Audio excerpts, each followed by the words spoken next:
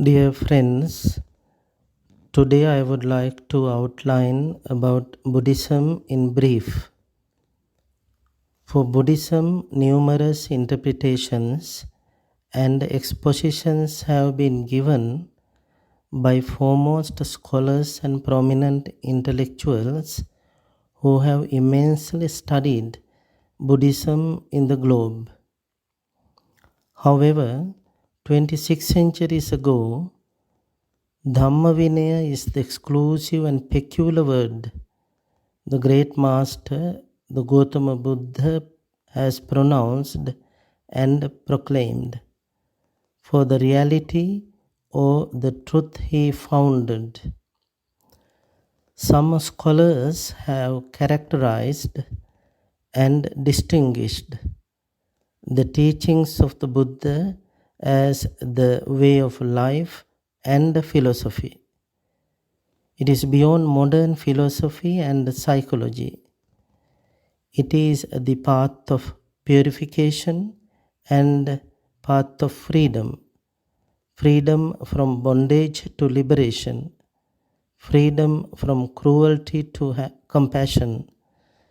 Freedom from misery to happiness. This is the essence and principle of Buddhism. It is impossible to define and describe what Buddha said in few words. As a Buddha, he has delivered innumerable discourses in his 45 years incumbency. Dhamma, the truth, is what he realized and pointed out as advice for all who want to get rid of suffering. Vinaya, discipline, is what the Blessed One compassionately constituted as disciplinary codes and standards of behavior for those of his followers who go forth from home life to take up the quest for realize in a greater resolution and enthusiasm. In the present so-called Buddhist countries and born Buddhists, wherever they live, even in abroad, they have added their own cultural aspects and practices with Buddhism. Some cultural values and ethnic practices are acceptable and admirable. Some of them are controversial and inconsistent with what the Buddha said. We are in the climax of the development of science and advancement of technology now. We call it is the new millennium and digital age. Especially, we are in a global village now. Whatever it happens in any part of the world will swiftly fly and spread all over the world in a nanosecond. Our young generation is well equipped with the knowledge of modern science and well advanced in nanotechnology. When they curiously question and challenge us to find what exactly the great master, the Buddha, said. Now outdated rites and rituals are critically questioned and severely challenged by youth. If it is not compatible and agreeable with the true words of the Buddha, we are lost for words. We should be wise and mindful when we perform some cultural rites and rituals in the name of Buddhism.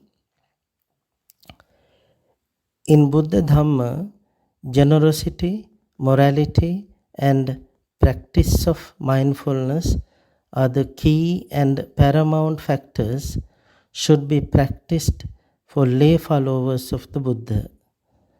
Morality, tranquility, and wisdom are the prime and leading qualities which monks and nuns, lifetime dedicated disciples of the Buddha, should practice. It is commendable that there are virtuous and exemplary monks and lay disciples are in our society, but they are silently and devotedly practice according to Buddha's instructions.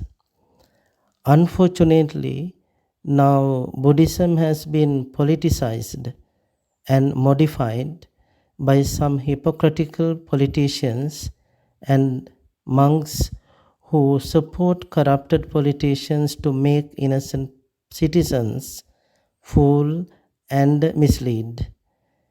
It is completely contrary to what the Buddha said. Unfortunately, most born Buddhists think and accept what these hypocrites do.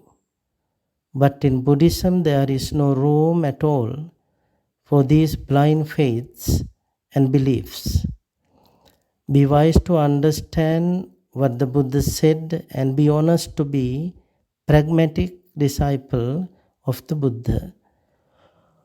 Coronavirus disease 2019, COVID-19, is a contagious respiratory and vascular disease.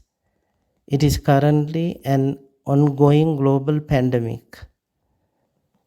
There are no proven vaccines or specific treatments for COVID-19 yet, though several are in development. Preventive measures are the only precautions at this high-risk situation. Magnitude of spreading and transmission is massive, unimaginable, and unpredictable. Selfishness is the prime and leading hindrance and impediment to this pandemic disease, rapidly spreading all over the world. Everyone should be kind and compassionate, diligently follow the rules and the guidelines, and observe the advice given by health professionals. Once the Buddha said, "Bhikkhus, the mind is luminous, but it is defiled by adventitious defilements." We need to investigate ourselves and scrutinize ourselves. Looking inward is the paramount factor in Buddhism. Be mindful of what you think, what you speak, and what you do. In Samyukta Nikaya, the connected discourses of the Buddha, the Dhamma is defined thus: the straight way, that path is called, and fearless is its destination. The chariot is called unrattling, fitted with wheels of wholesome states. The sense of shame is its leaning board, mindfulness its upholstery. I call the Dhamma the charioteer, with right view running out in front. One who has such a vehicle, whether a man or a woman, has by means of this vehicle drawn close to Nibbana. We should endeavor to perform wholesome activities which our great spiritual teacher encouraged us to carry out and perform. Wholesome deeds will pave the way to innermost peace and happiness. May all beings be well and happy.